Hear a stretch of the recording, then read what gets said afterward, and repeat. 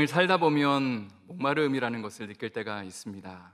물이 부족해서, 수분이 부족해서 느끼는 목마름도 있겠지만, 인생의 의미와 본질에 대한 질문을 던질 때에 인생의 목마름을 느끼게 됩니다. 가령 나름대로 성공을 하고 그 성공의 사다리의 끝에 이르게 되었을 때, 또 무엇인가를 성취하게 되었을 때에 이게 전부인가? 인생의 어떤 허무함과 또 우울함을 느끼는 경우가 있습니다. 락그룹의 퀸의 보컬 프레드 머큐리는 자신의 최고의 인기의 정점에서 이런 고백을 자주 했다고 합니다. 나는 뭔가 세상에서 가장 외로운 존재가 된 것 같다. 또 NFL의 전설적인 쿼터백이었던 탐 브래드 역시 인터뷰에서 이런 고백을 하였습니다. There's got to be more than that. 그러니까 내가 뭔가를 최고의 것을 이룬 것 같지만 그 이상의 뭔가가 더 있는 것 같다라는 그런 고백을 하였다는 것입니다. 성도 여러분, 오늘 말씀의 제목은 내가 목마르다입니다. 예수님의 가상칠언 중에 5번째 말씀인데요, 이 말씀에 나타난 영적인 의미를 성도 여러분과 3가지로 함께 나누기를 원합니다. 첫 번째로 나누고 싶은 것은 예수님은 우리의 아픔을 아시는 분이라는 사실입니다. 오늘의 본문 요한복음 19장 28절의 말씀을 다시 한번 저희 힘차게 읽어보겠습니다. 시작. 그 외에 예수께서 모든 일이 이미 이루어진 줄을 아시고 성경을 응하게 하려 하사 이르시되 내가 목마르다 하시니. 예수님 당시의 십자가형은 크게 3가지 단계로 이루어져 있었습니다. 먼저는 채찍에 맞는 것이었습니다. 당시 로마의 군병들이 사용했던 채찍의 끝에는 쇠 조각이나 또 동물의 뼈 조각 같은 것들이 묶여져 있었습니다.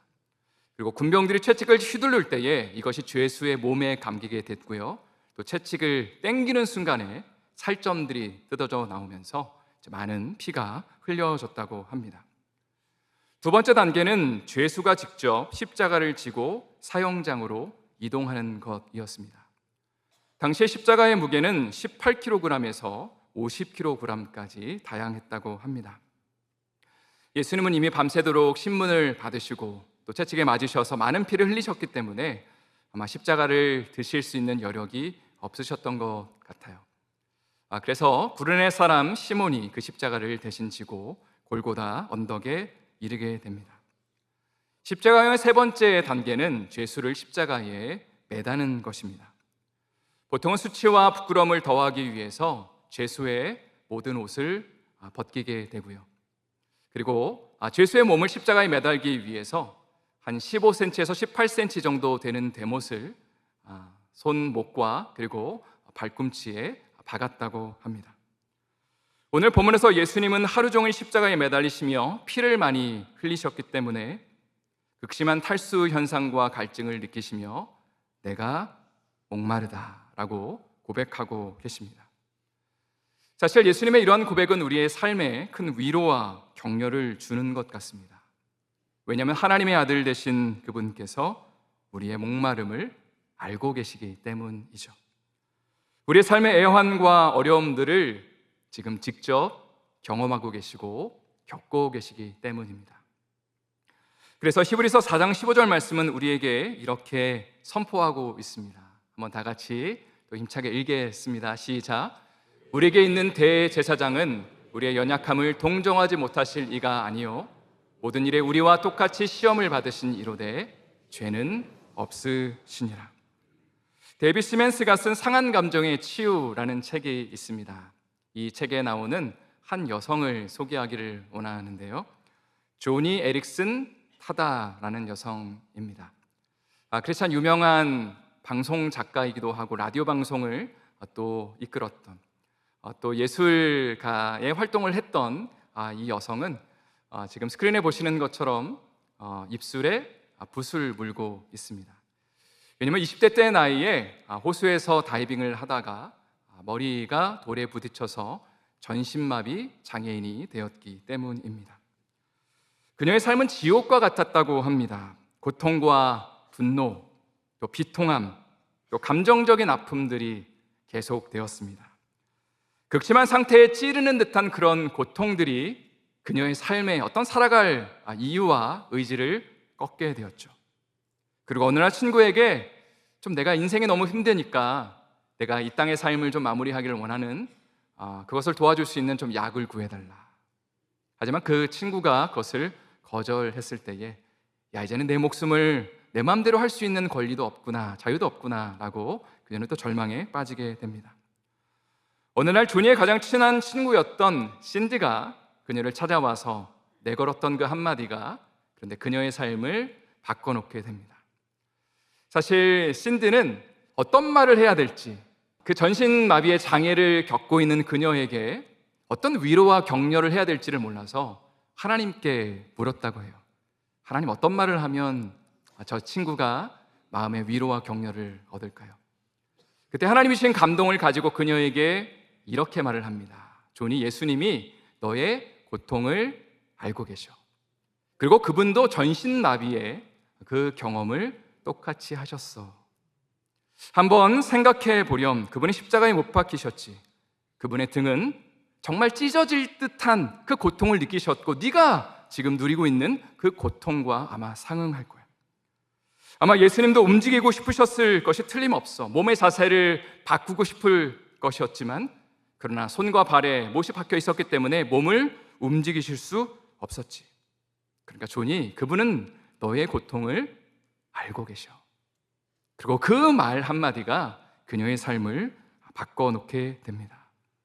그리고 그 이후에 입으로 그림을 그리며 예수 그리스도를 간증하는 삶을 살게 되는 것이죠. 데이빗 시멘스는 그의 저서에서 다음과 같은 도전을 하고 있습니다. 제가 한번 읽어드리겠습니다. 우리에게 더 좋은 소식은 그분이 우리의 연약한 감정까지 이해하신다는 사실이다. 단순히 불구의 상태, 나약함, 정서적인 문제들, 그리고 내적 갈등뿐만 아니라 그것들로 인한 아픔까지도 이해하신다. 그는 좌절감, 근심, 우울감, 상처, 외로움, 고독감, 고립감과 거부감을 이해하신다. 그는 눈물로 부르짖는 것이 무엇인지를 아신다. 그는 심히 통곡하며 간구하는 것이 무엇인지 아신다. 그는 거의 산산조각으로 찢어질 듯한 아픈 감정들과 씨름하셨다. 그가 아신다. 그가 경험하셨기에 당신과 같은 마음을 느끼실 수 있다. 그는 당신과 함께 고통을 느끼신다. 두 번째로 나누고 싶은 것은 예수님은 우리의 목마름을 대신 감당하셨다는 겁니다. 요한복음 4장에 보면 예수님께서 사마리아 수가성에 방문을 하시게 되죠. 너무나 피곤하셔서 우물가에 털썩 주저앉으십니다. 그리고 갈증을 느끼시게 되죠. 한 여인이 물을 기르러 왔을 때에 나에게도 좀 물을 달라고 그렇게 요청을 하십니다. 우리가 잘 알고 있는 것처럼 이 여인은 남편이 5번이나 있었던 여인이죠. 사실 우리는 현대적인 관점에서 그녀의 그 상태를 우리가 이해하려고 합니다. 그러니까 예를 들어서 성격이 얼마나 드셌으면 혹은 팔자가 얼마나 셌으면 남편을 5번이나 바꿨어 라고 그렇게 우리는 생각을 한다는 거죠. 그러나 고대 사회는 남성 중심의 가부장적 사회였습니다. 그렇기 때문에 이혼을 할 수 있는 권리가 여성에게 있는 것이 아니라 남성에게 주도권이 있었습니다. 당시에 여성들은 경제적으로 자립하고 독립할 수 있는 그런 여력들이 없었습니다. 돈을 벌 수가 없었고 먹고 살 수 있는 어떤 그런 방법들이 없었다는 거죠. 그러니까 한번 남자에게 버림을 당하면 어쩔 수 없이 누군가와 결혼해서 살아야 되는 그런 운명 가운데 놓여 있었다는 것이죠. 그런 차원에서 이 여인의 남편이 5번이나 바뀌었다는 것은 어떤 문제로 인해, 어떤 치명적인 아픔으로 인해 그녀가 5번이나 버림을 받았다는 것을 의미합니다. 또 고대 이스라엘은 쉐임 컬처가 발달되어 있었기 때문에 어떤 수치스러운 것, 또 이 여성의 아픔과 어려움을 공감하는 그런 문화가 아니라 손가락질하면서 참 부정한 여인이다 라는 그런 인식이 강했다는 거죠. 그러니까 사람들의 시선을 피해서 아무도 물을 기르러 오지 않는 그 정오 시간에 지금 물을 기르러 나온 것입니다. 예수님은 이런 도전을 하고 계시죠. 요한복음 4장 13절과 14절의 말씀인데 한번 또 함께 읽겠습니다. 시작.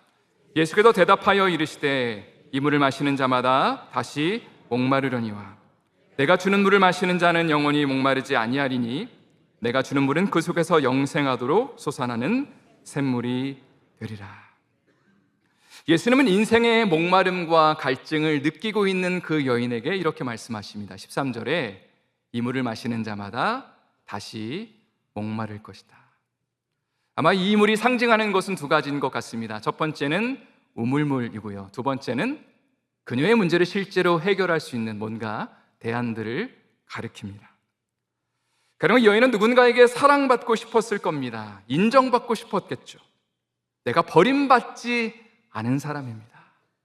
나도 나름대로 괜찮은 사람입니다 라는 것을 누군가에게, 사람들에게 보여주고 싶었고 증명하고 싶었습니다. 그러나 예수님은 이렇게 말씀하신다는 거죠. 네가 찾고 있는 그 물을 마시는 자마다 다시 목마르게 될 것이다.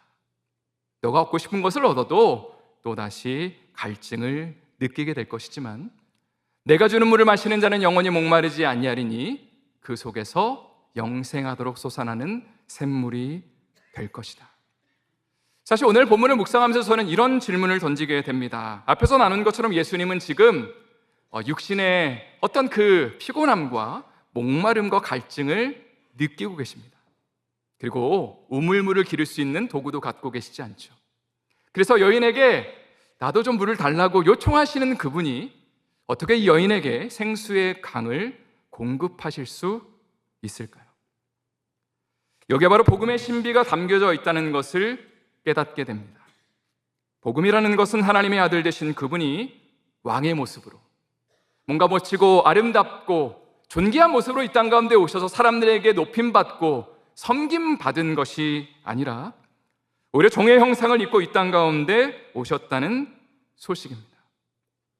쉽게 말해 생수의 근원 되신 하나님의 아들, 모든 평강과 어떤 은혜와 충만함의 근원 되신 그분이 종의 모습으로 이 땅 가운데 오셔서 우리를 대신해 목마름을 느껴주시는 것, 그리고 자신이 하늘에서 누리고 계신 그 충만함과 그 풍성함을 우리에게 대신 나눠주시는 것이 바로 복음이라는 사건의 의미라는 것이죠. 특별히 지금 예수님은 여인에게 생수의 강을 말씀하고 계신데 중요한 것은 그녀의 문제가 해결될 때, 가령 좋은 남편을 만나거나 열등감과 비통함과 애통함이 해결될 때에 이 생수의 강이 공급되는 것이 아니라는 것입니다. 오히려 문제는 그대로 지속될 것입니다. 여전히 상처 많고 애통하고 우는 상황들이 계속될 것입니다. 여전히 수치와 부끄러움 가운데 사람들의 손가락질이 지속될 것입니다. 그런데 여인의 메마른 그 마음, 꽁꽁 얼어붙은 그 마음의 심령 가운데 주님이 도전하시는 거죠. 내가 주는 물을 마시는 자, 결국 여인아, 내가 너의 삶 가운데 왕되길 원하고 너를 구원하길 원한다라고 말씀하시면서 그녀의 삶의 중심에 예수님이 들어오시면 성령 하나님이 우리의 삶 가운데 들어오셔서 알 수 없는 눈물이 흘려지게 되고 거기서 생수의 강이 넘쳐흐르게 된다라고 약속하시는 겁니다. 세 번째로 예수님은 사명을 감당하기 위해 목마름을 자처하셨습니다.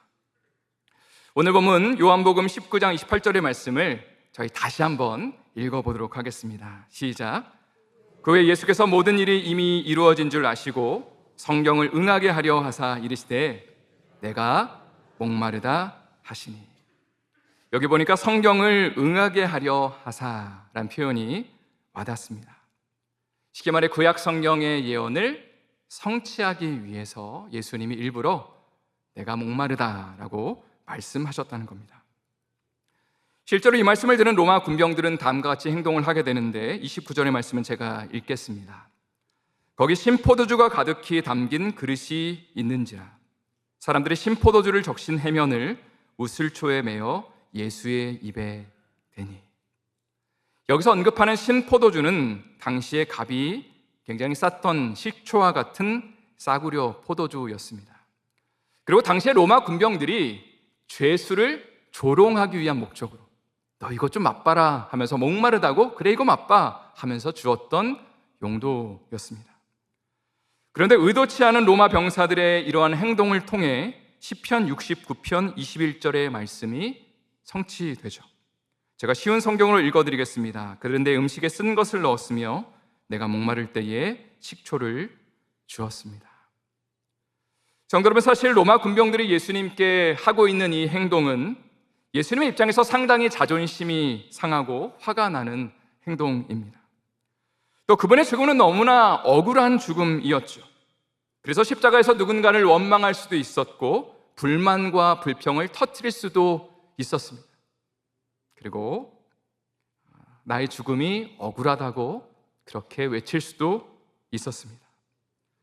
그러나 예수님은 말씀으로 자신의 고난과 아픔을 해석하고 계십니다.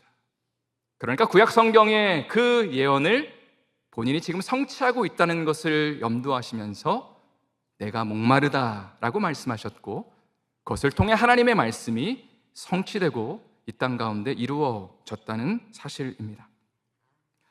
어제도 잠깐 나눴지만 저는 작년 2월에 갑작스럽게 교회를 사임하게 되고요. 정말 가장 바쁘게 생활했던 저의 삶 가운데 이제 아무것도 할 일이 없어져서 뭘 하면서 하루하루를 보내야 될까, 그리고 한 달 정도 사택에 머물 수 있는 시간이 주어졌습니다. 고민하는 가운데 사택의 그 거실에 피아노가 한 대 있었거든요. 그래서 좀 찬양을 좀 많이 해야겠다. 그리고 하루에 1시간 정도씩은 좀 하나님 앞에 저의 고백을 담아서 찬양을 올려드렸습니다. 참 이상하게도 다른 노래들은 불러도 눈물이 안 나는데 유독 한 곡을 부를 때 눈물이 났습니다. 그게 뭐냐면 아시는 분들이 계실지 모르겠어요. 빛이 없어도 라는 찬양입니다. 제가 아주 옛날에 중학교 1학년 때 이 찬양 예수님 처음 만나고 부르면서 감동받았던 찬양입니다. 이렇게 시작해요.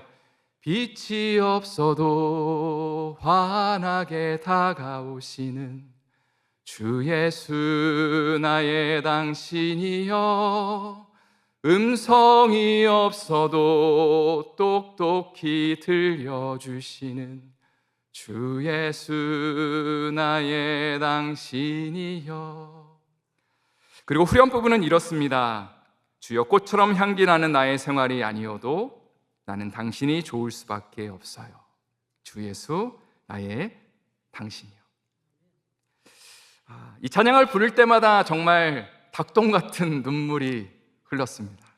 왜 그런가 생각해 보니까 너무나 충격적인 일 앞에서 무엇을 해야 될지, 내 삶을 어떻게 살아야 될지를 고민하고 있는데 적어도 이 찬양을 부르면서 제가 누구를 바라봐야 될지, 누구를 쳐다보며 살아야 될지를 알 수 있었기 때문이죠.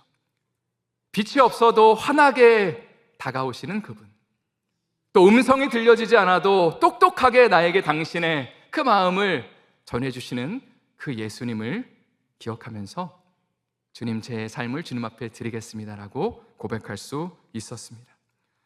또 당시에 이런 고민도 있었어요. 내가 과연 목회자의 길을 계속 걸을 수 있을까라는 그런 좀 근본적인 질문도 던졌습니다. 근데 그때의 하나님 주셨던 마음이 하나님, 제가 어떤 좋은 교회, 또 뭔가 제가 담임 목사라는 어떤 직임이 있기 때문에 이 길을 걷는 것이 아니라 정말 주님이 저와 함께 하실 수만 있다면 제가 정말 예수님 바라보면서 제 평생 주님 앞에 예수님 증거하는 삶을 살기 원합니다 라고 그렇게 고백할 수 있었습니다. 그리고 아마 그 찬양에 담긴 그 가사가 저의 그 고백이 또 되었던 것 같습니다. 그렇게 좀 시간들이 많이 좀 이제 지나게 되었습니다. 한 6개월 정도의 시간이 지났어요. 이제 필라델피아를 떠나게 됐고 또 이스라엘도 갔다가 한국에 갔다가 이제 하나님의 은혜 가운데 또 교회에서 신앙생활 할 수 없었던 분들이 어쩔 수 없이 나와서 이제 새로운 교회를 시작하게 되고 또 제가 이제 그곳에 또 가게 되고 하면서 교회가 또 하나님의 은혜 가운데 개척이 되었습니다. 여러 가지로 하나님이 주신 복들이 참 많이 있고 또 예상치 못한 성도님들도 참 많이 보내주셔서 그저 하나님의 은혜를 고백하면서 목회를 할 그쯤에 제가 이 빛이 없어도라는 찬양을 다시 불러봤습니다. 그런데 제가 참 충격받았던 건 뭐냐면 그 이전에 닭똥같이 흘렸던 눈물이 더 이상 나지 않는 것을 보면서 뭐지? 라는 그 마음이 이제 사라진 건가라는 그런 고민을 하게 됐습니다. 제가 이 말씀을 드리는 이유는 우리가 신앙생활 하면서 맞닥뜨리게 되는 한 가지 아이러니 때문입니다. 무슨 말이냐면 우리가 어렵고 힘든 일을 당할 때에 우리가 얻게 되는 영적인 유익이 있다면 그것은 우리의 마음이 가난해진다는 것입니다. 삶의 여러 가지 희망과 소망이 사라질 때, 우리의 건강이 여러 가지로 위협받을 때에, 또 우리의 자녀의 문제나 또 어떤 관계의 문제나 경제적인 문제가 발생했을 때 우리의 믿음을 다시 한번 주님 앞에 드리면서 정말 그 영적으로 애통하고 가난한 마음으로 하나님을 찾을 수 있는 기회가 찾아온다는 것이죠. 근데 문제가 하나 있습니다.